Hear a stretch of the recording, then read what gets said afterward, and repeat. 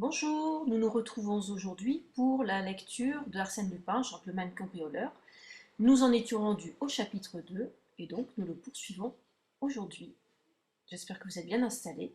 Bonne écoute. Le lendemain, date fixée par Arsène Lupin, le baron Cahorn décrocha sa panoplie, fourbit ses armes et se promena aux alentours du Malaquis. Rien d'équivoque ne le frappa.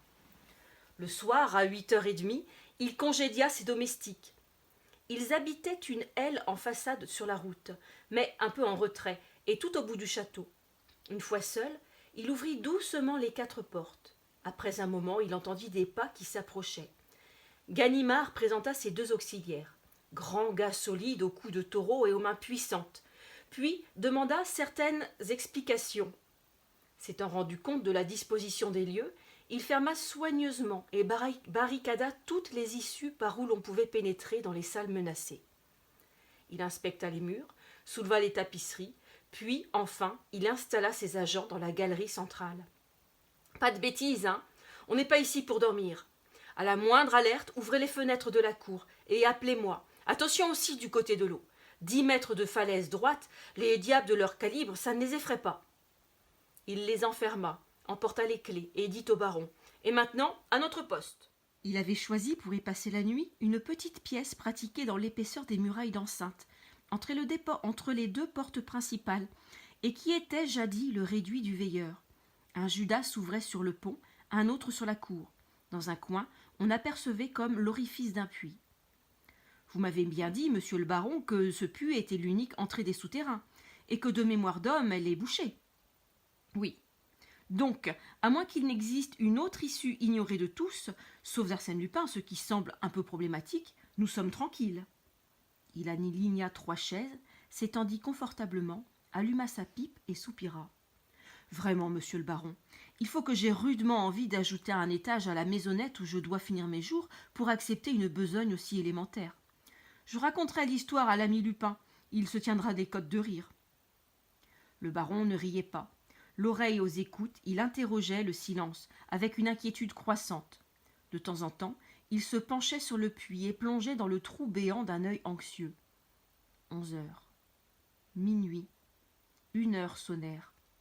Soudain, il saisit le bras de Ganimard, qui se réveilla en sursaut. « Vous entendez ?»« Oui. Qu'est-ce que c'est ?»« C'est moi qui ronfle. »« Mais non, alors écoutez !»« Ah, parfaitement, c'est la corne d'une automobile. Eh bien, il est peu probable que Lupin se serve d'une automobile comme d'un bélier pour démolir votre château. Aussi, monsieur le baron, à votre place, je dormirai, comme je vais avoir l'honneur de le faire à nouveau. Bonsoir. » Ce fut la seule alerte. Ganimard put reprendre son somme interrompu, et le baron n'entendit plus que son ronflement sonore et régulier. Au petit jour, ils sortirent de leur cellule. Une grande paix sereine, la paix du matin au bord de l'eau fraîche, enveloppait le château. Cahorn, radieux de joie, Ganimard, toujours paisible, ils montèrent l'escalier. Aucun bruit, rien de suspect. « Que vous avais-je dit, monsieur le baron ? Au fond, je n'aurais pas dû accepter, je suis honteux. » Il prit les clés et entra dans la galerie. Sur 2 chaises, courbées, les bras ballants, les 2 agents dormaient. « Tonnerre de nom d'un chien !» grogna l'inspecteur. Au même instant, le baron poussait un cri. « Les tableaux, la crédence !» Il balbutiait, suffoquait, la main tendue vers les places vides, vers les murs dénudés où pointaient les clous, où pendaient les cordes inutiles. Le watteau disparu, les rubens enlevés, les tapisseries décrochées, les vitrines vidées de leurs bijoux. Et mes candélabres Louis XVI, et le chandelier du régent, et ma Vierge du XIIe. Il courait d'un endroit à l'autre, effaré, désespéré. Il rappelait ses prix d'achat, additionnait les pertes subies, accumulait les chiffres, tout cela pêle-mêle, en mots indistincts, en phrases inachevées. Il trépignait, il se convulsait, fou de rage et de douleur. On aurait dit un homme ruiné qui n'a plus qu'à se brûler la cervelle. Si quelque chose eût pu le consoler, c'eût été de voir la stupeur de Ganimard. Contrairement au baron, l'inspecteur ne bougeait pas, lui. Il semblait pétrifié, et d'un œil vague, il examinait les choses, les fenêtres fermées, les serrures des portes intactes, pas de brèche au plafond, pas de trou au plancher. L'ordre était parfait. Tout cela avait dû s'effectuer méthodiquement, d'après un plan inexorable et logique. « Arsène Lupin, Arsène Lupin !» murmura-t-il, effondré. Soudain, il bondit sur les deux agents, comme si la colère enfin le secouait, et il les bouscula furieusement et les injuria. Ils ne se réveillèrent point. Diable, fit-il, est-ce que par hasard... Il se pencha sur eux et tour à tour les observa avec attention. Ils dormaient, mais d'un sommeil qui n'était pas naturel. Il dit au baron, on les a endormis. Mais qui? Lui, parbleu, ou sa bande, mais dirigée par lui. C'est un coup de sa façon, la griffe y est bien. En ce cas, je suis perdu, rien à faire. Rien à faire. Mais c'est abominable, c'est monstrueux. Déposez une plainte. À quoi bon? Dame, essayez toujours. La justice a des ressources. La justice. Mais vous voyez bien par vous-même. Tenez, en ce moment, où vous pourriez chercher un indice, découvrir quelque chose, vous ne bougez même pas. Découvrir quelque chose avec Arsène Lupin? Mais mon cher monsieur, Arsène Lupin ne laisse jamais rien derrière lui. Il n'y a pas de hasard avec Arsène Lupin. Je m'en suis à me demander si ce n'est pas volontairement qu'il s'est fait arrêter par moi en Amérique. Alors je dois renoncer à mes tableaux, à tout, mais ce sont les perles de ma collection qu'il m'a dérobées. Je donnerai une fortune pour les retrouver. Si l'on ne peut rien contre lui, qu'il dise son prix. Ganimard le regarda fixement. Ça, c'est une parole sensée. Vous ne la retirez pas? Non, non, non, mais pourquoi? Une idée que j'ai. Quelle idée? Nous en reparlerons si l'enquête n'aboutit pas. Seulement, pas un mot de moi, si vous voulez que je réussisse. Il ajouta entre ses dents. Et puis, vrai, je n'ai pas de quoi me vanter. Les deux agents reprenaient peu à peu connaissance, avec cet air hébété de ceux qui sortent du sommeil hypnotique. Ils ouvraient des yeux étonnés, ils cherchaient à comprendre. Quand Ganimard les interrogea, ils ne se souvenaient de rien. Pourtant, vous avez dû voir quelqu'un. Non. Rappelez-vous. Non, non. Vous n'avez pas bu. Ils réfléchirent, et l'un d'eux répondit. Si, moi j'ai bu un peu d'eau. De l'eau de cette carafe? Oui. Moi aussi, déclara le second. Ganimard la sentit, la goûta. Elle n'avait aucun goût spécial, aucune odeur. Allons, fit-il. Nous perdons notre temps. Ce n'est pas dans 5 minutes que l'on résout les problèmes posés par Arsène Lupin. Mais morbleu, je jure bien que je le repincerai. Il gagne la seconde manche, à moi la belle. Le jour même, une plainte en vol qualifié était déposée par le baron Cahorn contre Arsène Lupin, détenu à la Santé.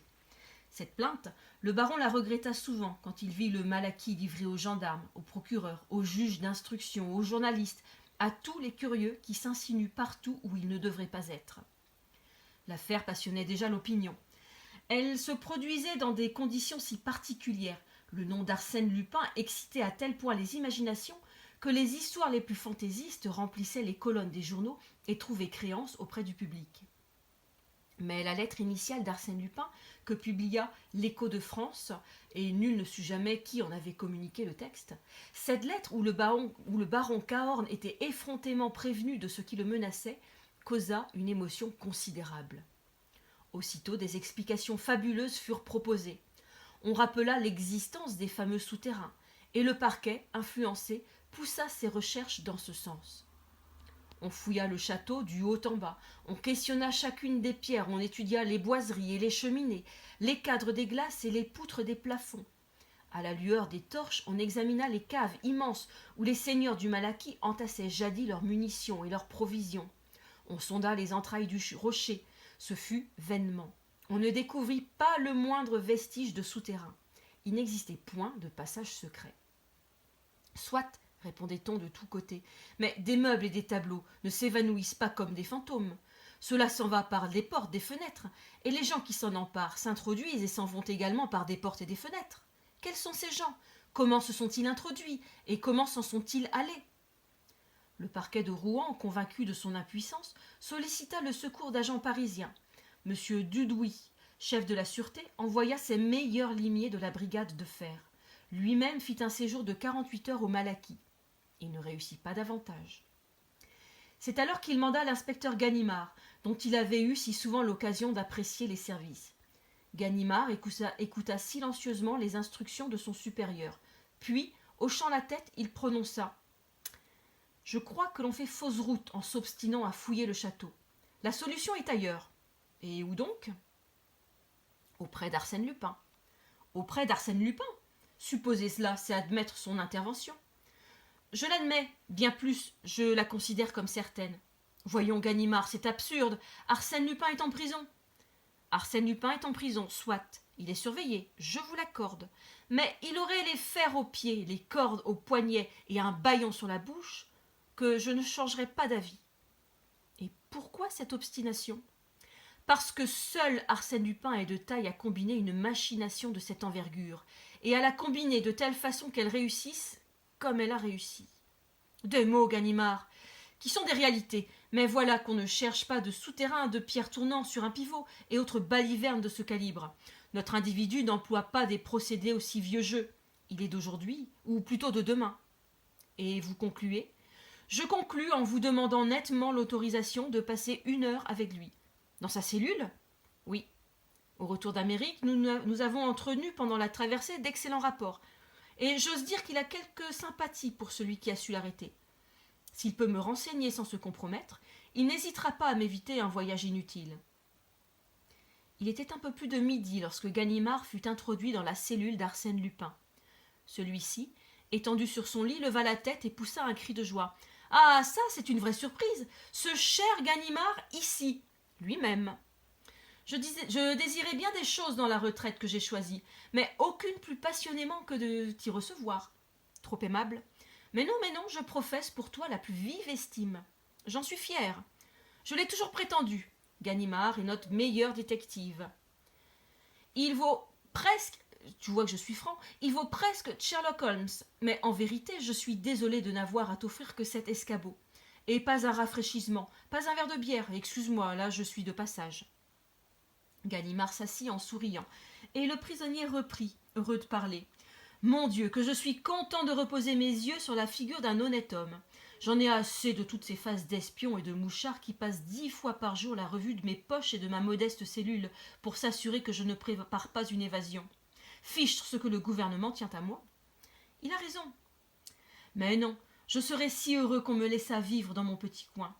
Avec les rentes des autres. N'est-ce pas ? Ce serait si simple. Mais je bavarde, je dis des bêtises et tu es peut-être pressé. Allons au fait, Ganimard. Qu'est-ce qui me veut l'honneur d'une visite ? L'affaire Cahorn, déclara Ganimard sans détour. Halte là, 1 seconde. C'est que j'en ai tant d'affaires que je trouve d'abord dans mon cerveau le dossier de l'affaire Cahorn. Ah voilà, j'y suis. Affaire Cahorn, château de Malaquis, scène inférieure, 2 Rubens, un Watteau et quelques menus objets. Menus ? Oh, ma foi, tout cela est de médiocre importance, il y a mieux. Mais il suffit que l'affaire t'intéresse. Parle donc, Ganimard. Dois-je t'expliquer où nous en sommes de l'instruction ? Inutile, j'ai lu les journaux de ce matin. Je me permettrai même de te dire que vous n'avancez pas vite. C'est précisément la raison pour laquelle je m'adresse à ton obligeance. Entièrement à tes ordres. Tout d'abord ceci. L'affaire a bien été conduite par toi, depuis A jusqu'à Z. La lettre d'avis, le télégramme, sont de ton serviteur. Je dois même en avoir quelque part les récépissés. Arsène ouvrit le tiroir d'une petite table en bois blanc qui composait avec le lit et l'escabeau tout le mobilier de la cellule. Il prit 2 chiffons de papier et les tendit à Ganimard. « Ah, ça, mais, s'écria celui-ci, je te croyais gardé à vue et fouillé pour un oui ou pour un non. Or, tu lis les journaux, tu collectionnes les reçus de la poste. Bah, ces gens sont si bêtes. Ils décousent la doublure de ma veste, ils explorent les semelles de mes bottines, ils auscultent les murs de cette pièce, mais pas un n'aurait l'idée qu'Arsène Lupin soit assez niais pour choisir une cachette aussi facile.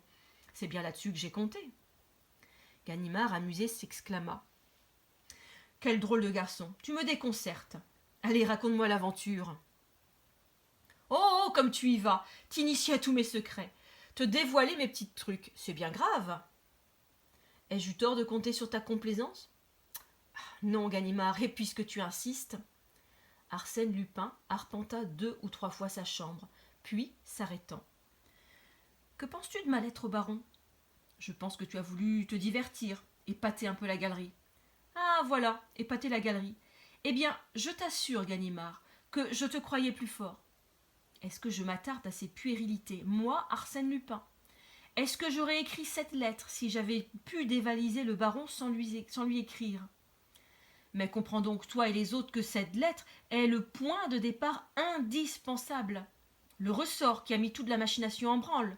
Voyons, procédons par ordre, et préparons ensemble, si tu veux, le cambriolage du Malaquis. Je t'écoute. Donc, supposons un château rigoureusement fermé, barricadé, comme l'était celui du baron Cahorn. Vais-je abandonner la partie et renoncer à des trésors que je convoite, sous prétexte que le château qui les contient est inaccessible? Évidemment non. Vais-je tenter l'assaut comme autrefois à la tête d'une troupe d'aventuriers? Enfantin. Vais-je m'y introduire sournoisement? Impossible. Reste un moyen, l'unique à mon avis, c'est de me faire inviter par le propriétaire dudit château. Le moyen est original, et combien facile. Supposons qu'un jour le dit propriétaire reçoive une lettre, l'avertissant de ce que trame contre lui un nommé Arsène Lupin, cambrioleur réputé. Que fera-t-il? Il enverra la lettre au procureur, qui se moquera de lui, puisque le dit Lupin est actuellement sous les verrous. Donc, affolement du bonhomme, lequel est tout prêt à demander secours au premier venu, n'est-il pas vrai? Cela est hors de doute. Et s'il lui arrive de lire dans une feuille de chou qu'un policier célèbre est en villégiature dans la localité voisine, il ira s'adresser à ce policier. Tu l'as dit. Mais d'autre part, admettons qu'en prévision de cette démarche inévitable, Arsène Lupin ait prié l'un de ses amis les plus habiles de s'installer à Caudebec, d'entrer en relation avec un rédacteur du Réveil, journal auquel est abonné le baron, de laisser entendre qu'il est un tel, le policier célèbre. Qu'adviendra-t-il? Que le rédacteur annoncera dans Le Réveil la présence à Caudebec du dit policier. Parfait. Et de deux choses l'une. Ou bien le poisson, je veux dire Cahorn, ne mord pas à l'hameçon et alors rien ne se passe. Ou bien, et c'est l'hypothèse la plus vraisemblable, il accourt tout frétillant, et voilà donc mon Cahorn implorant contre moi l'assistance de l'un de mes amis. De plus en plus original. Bien entendu, le pseudo-policier refuse d'abord son concours. Là-dessus, dépêche d'Arsène Lupin, épouvante du baron, qui supplie de nouveau mon ami et lui offre tant pour veiller à son salut. Le dit ami accepte, amène deux gaillards de notre bande qui, la nuit, pendant que Cahorn est gardé à vue par son protecteur, déménagent par la fenêtre un certain nombre d'objets et les laissent glisser, à l'aide de cordes, dans une bonne petite chaloupe affrétée ad hoc. C'est simple comme Lupin. Et c'est tout bêtement merveilleux, s'écria Ganimard. Et je ne saurais trop louer la hardiesse de la conception et l'ingéniosité des détails, mais je ne vois guère de policier assez illustre pour que son nom ait pu attirer, suggestionner le baron à ce point. Il y en a un, et il n'y en a qu'un. Lequel? Celui du plus illustre, de l'ennemi personnel d'Arsène Lupin. Bref, de l'inspecteur Ganimard. Moi? Toi-même, Ganimard. Et voilà ce qu'il y a de délicieux. Si tu vas là-bas et que le baron se décide à causer, tu finiras par découvrir que ton devoir est de t'arrêter toi-même, comme tu m'as arrêté en Amérique. La revanche est comique, je fais arrêter Ganimard par Ganimard. Arsène Lupin riait de bon cœur. L'inspecteur, assez vexé, se mordait les lèvres. La plaisanterie ne lui semblait pas mériter de tels accès de joie. L'arrivée du gardien lui donna le loisir de se remettre. L'homme apportait le repas qu'Arsène Lupin, par faveur spéciale, faisait venir du restaurant voisin. Ayant déposé le plateau sur la table, il se retira. Arsène s'installa, rompit son pain, en mangea 2 ou 3 bouchées et reprit. « Mais sois tranquille, mon cher Ganimard, tu n'iras pas là-bas. Je vais te révéler une chose qui te stupéfiera. L'affaire Cahorn est sur le point d'être classée. »« Hein ?»« Sur le point d'être classée, te dis-je. Allons donc, je quitte à l'instant le chef de la sûreté. Et après, est-ce que M. Dudouis en sait plus long que moi sur ce qui me concerne? Tu apprendras que que le pseudo-Ganimard est resté en fort bon terme avec le baron. Celui-ci, et c'est la raison principale pour laquelle il n'a rien avoué, l'a chargé de la très délicate mission de négocier avec moi une transaction, et à l'heure présente, moyennant une certaine somme, il est probable que le baron est rentré en possession de ses chers bibelots. En retour de quoi, il retirera sa plainte. Donc, plus de vol. Donc, il faudra bien que le parquet abandonne. Ganimard considéra le détenu d'un air stupéfait. Et comment sais-tu tout cela? Je viens de recevoir la dépêche que j'attendais. Tu viens de recevoir une dépêche? Un instant, cher ami. Par politesse, je n'ai pas voulu la lire en ta présence. Mais si tu m'y autorises, tu te moques de moi, Lupin.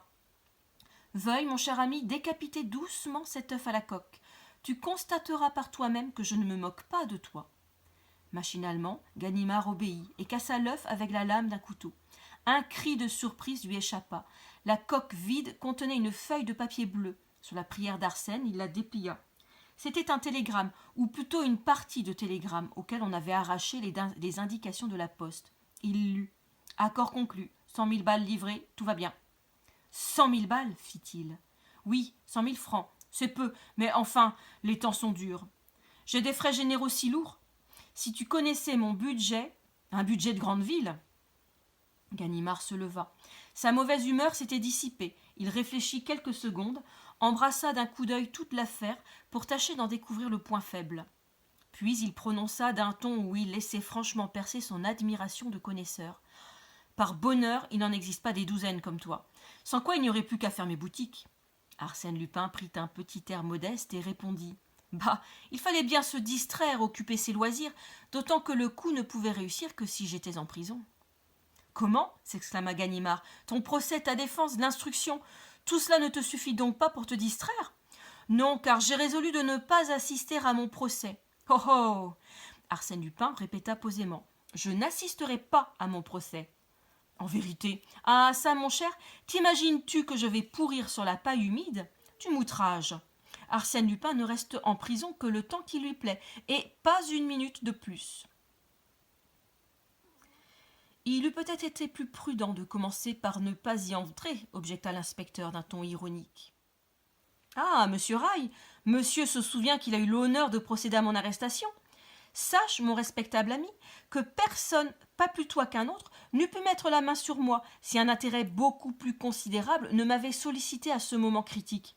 Tu m'étonnes. Une femme me regardait, Ganimard, et je l'aimais. Comprends-tu tout ce qu'il y a dans le fait d'être regardé par une femme que l'on aime? Le reste m'importait peu, je te jure, et c'est pourquoi je suis ici.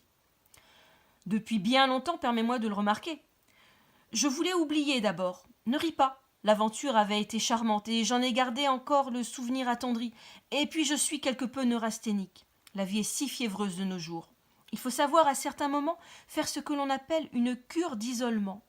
Cet endroit est souverain pour les régimes de ce genre. On y pratique la cure de la santé dans toute sa rigueur. Arsène Lupin, observa Ganimard, tu te paies ma tête.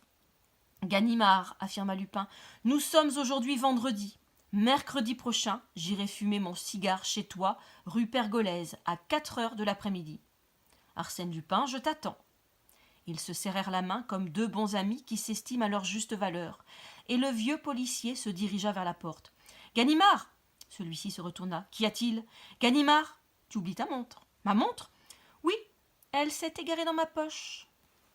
Il la rendit en s'excusant. Pardonne-moi, une mauvaise habitude, mais ce n'est pas une raison parce qu'ils m'ont pris la mienne pour que je te prive de la tienne, d'autant que j'ai là un chronomètre dont je n'ai pas à me plaindre et qui satisfait pleinement à mes besoins. Il sortit du tiroir une large montre en or, épaisse et confortable, ornée d'une lourde chaîne. « Et celle-ci, de quelle poche vient-elle » demanda Ganimard. Arsène Lupin examina négligemment les initiales. « G.J.B. Qui diable cela peut-il bien être ? Ah oui, je me souviens. Jules Bouvier, mon juge d'instruction. Un homme charmant.